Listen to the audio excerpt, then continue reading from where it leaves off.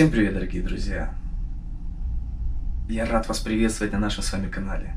И сегодня мы поговорим о слове пастырь. Что такое пастырь, учитель, сенсей, гуру? Это тот человек, который передает знания космического познания, снисхождения, осознания более глубинных понятий и принятий жизни. Они несут знания для людей и помогают людям в каждой индивидуальной ситуации. Они не хотят сделать рабами людей, и они в этом не нуждаются. Я говорю о созревших людях. Не нуждаются за ненадобностью. Когда человек созревший, он не нуждается ни в ком и ни в чем. Он уже созревший, потому что там включаются определенные знания, которые он понимает, что обычный человек этим не обладает. И даже тот человек, который созрел, он понимает, что он этим не обладал даже 5 лет назад. Когда знания определенные включаются, он не нуждается ни в ком и ни в чем, ни в каких учениках. Ученик нуждается в мастере, в пастыре. Пастырь заезженное слово такое, оно некрасивое, но раньше оно было красивое. Но звучит: пастырь помогает, он ведет своих учеников, учениц к тому же состоянию, в котором находится он. Вот и вся задача пастырей, учителей, сенсеи. Они не нуждаются в своих учениках, но ученики нуждаются в них. Не наоборот. Если это наоборот, пастырь нуждается в учениках и в их деньгах, то это не пастырь. Это обычный игрок в сознании. Если он нуждается в деньгах, в приходе нуждается, развитие,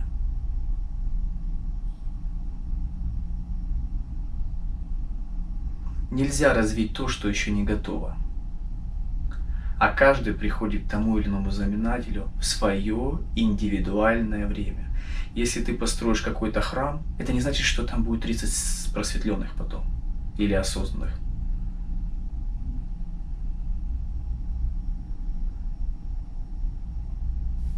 Вот и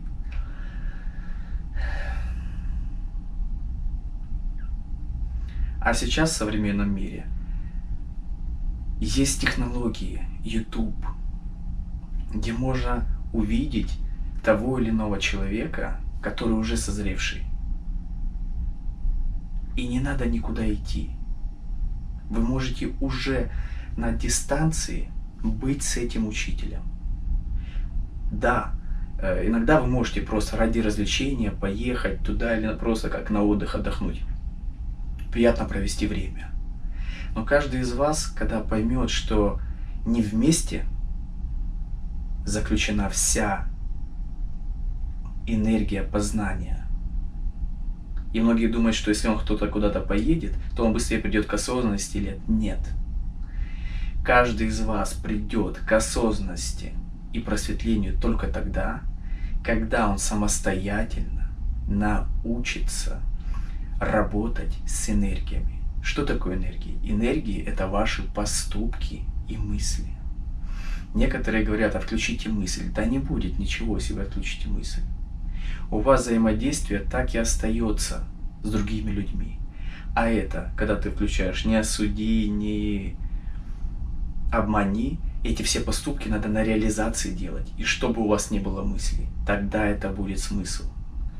А если человек думает, что ничего не делая, придет, сядет возле гуру, и он просветлеет, и он реализуется, вы очень в этом заблуждаетесь. Это очень кропотливый труд над собой, на действиях физических, так как мы в физических телах. Соответственно, если мы в физических телах, действия нужны физические по отношению к другим людям, к природе. Эта игра осознанно физическая. Каждый из вас, когда уйдет с этой жизни, у вас будет полнота всех знаний. У каждого из вас. Соответственно, но у вас не будет физического. физической вот этой иллюзии.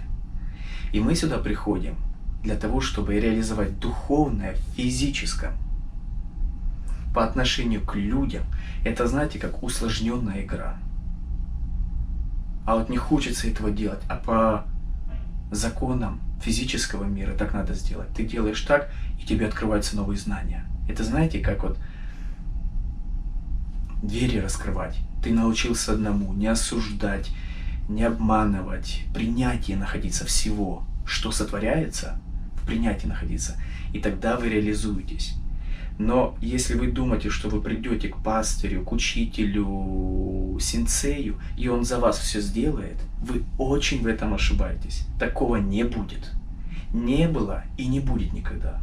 В храмах заставляли работать тех или иных прихожан. Сенсеи заставляли там камни переносить с одного места в другое, чтобы человек физически приходил к тем или иным пониманиям, взаимоотношениям с природой, с действием, с физическим действием. Соответственно, познание ценное, которое приходит через физический, духовный опыт в вашу жизнь.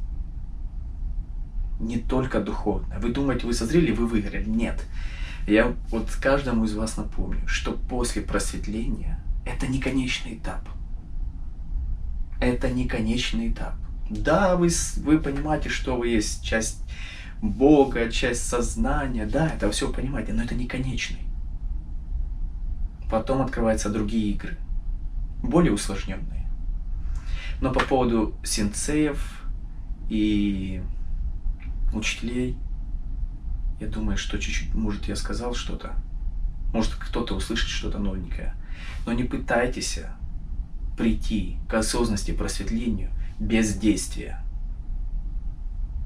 В какой-то момент, да, это будет бездействие, но все закаляется на действие. Сталь закаляется количеством ударов молотка. Соответственно, ваша сталь духовная закаляется тем, что вы по отношению с другими людьми в физическом мире при взаимодействии используете законы разумные, о которых я уже говорил. И вы становитесь сильнее, вы их на действии применяете по отношению к другим людям. Делайте ответственно, с душою, все эти, да, иногда неприятные вещи, но ты делаешь, потом ты понимаешь, вот оно. Ты в конце только понимаешь, почему ты это делал, и что тебе это принесло, и какие плоды. Желаю всем, чтобы вы приходили к осознанности, к мудрости, просветлению на действии, в осознанности и с любовью. Всем хорошего настроения. На связи.